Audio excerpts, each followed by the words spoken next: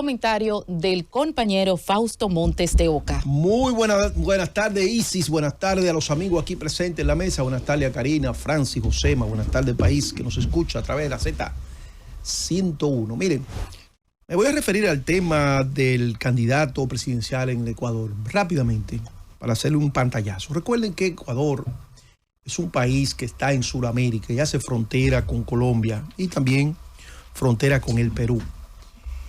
Ecuador estuvo viviendo una época de mucho esplendor económico en los gobiernos del presidente Correa, Rafael Correa. Luego de la salida de Correa del poder, vino unos procesos judiciales que en Sudamérica se han denominado como la judicialización de la política. En Ecuador, en Perú, hay muchos quiebres sociales, gente que está muy bien económicamente y gente que está muy mal económicamente. Y estos gobiernos de corte socialista trataron de equilibrar un poco esos países generando programas sociales de integración, etc.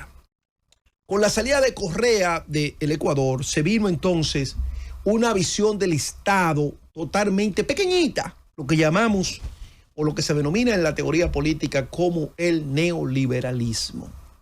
Entonces, todos estos programas que tenían un impacto social en estos sectores vulnerables de la población, todos estos programas comenzaron a ser excluidos, disminuidos, desaparecidos, porque desde la visión neoliberal, el Estado tiene que ser pequeño y todas estas inversiones que hace el Estado en términos de seguridad, en términos de comida, en términos de todas estas políticas integradoras, la ven como un gasto. Entonces, el Estado en Ecuador, de ser un Estado grande desde el punto de vista social, con la llegada de lo que sucedieron a Correa, comenzaron entonces a poner el Estado pequeñito. ¿Y qué pasa cuando el Estado es pequeñito?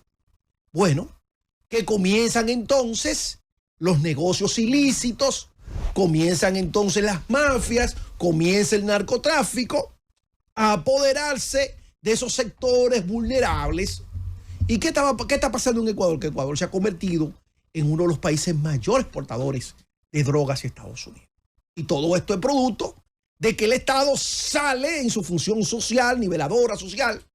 Entonces, si el Estado sale, porque esto es un costo para los gobiernos, un costo elevado, que los pobres coman, que los pobres tengan asistencia social, que los pobres puedan mandar a sus hijos con un bono, que los pobres puedan comprar gas subsidiado. Como esto es un gasto, entonces el Estado sale.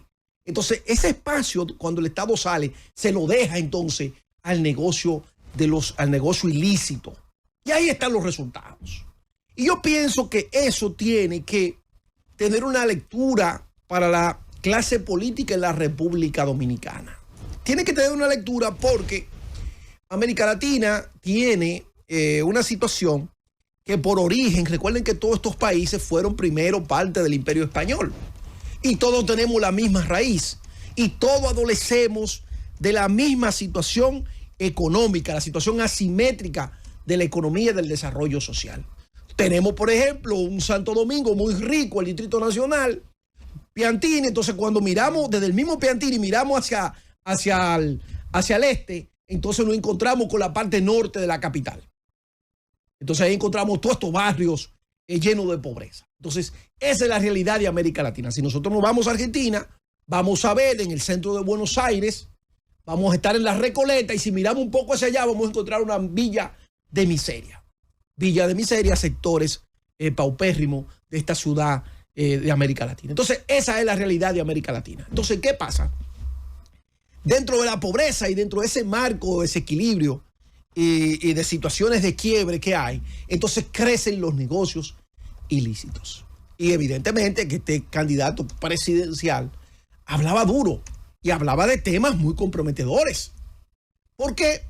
Porque ese negocio necesita tener representatividad dentro de los poderes del Estado, porque eso es lo que le permite poder influir en sectores, poder influir en sectores de poder, y entonces en cierto modo obtener algún nivel de, vamos a decir, de trato preferencial, o por lo menos de que no se le persiga.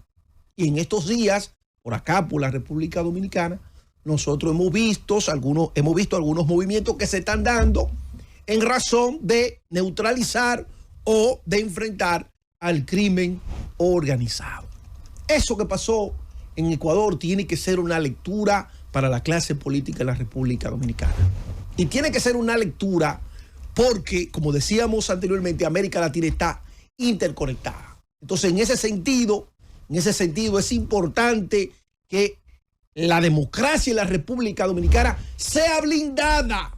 Y no solamente que sea blindada, también hay que inocularle la vacuna de la probidad para que las personas que vayan a representar al pueblo dominicano en los diferentes estamentos de poder sean personas verdaderamente confiadas de que van a responder única y exclusivamente a los intereses del país. Este es el momento. Lo que se está viviendo en Ecuador es un reflejo de lo que pudiera pasar en la República Dominicana si no se toman los correctivos. Y este es el momento de que cada partido político presente candidatos y candidatas a todos los niveles de representación con una hoja de vida idónea. Porque si nosotros queremos mantener esta República Dominicana tan bella que Dios nos ha entregado para poder vivir en ella, tenemos que cuidarla, y una forma de cuidarla es impidiendo que los poderes públicos sean contaminados por sectores, por personas que realmente no vayan a servirle al país desde la construcción de leyes, de la construcción de políticas públicas, sino que vayan allí a tener un espacio para blindar sus intereses espurios. Francis.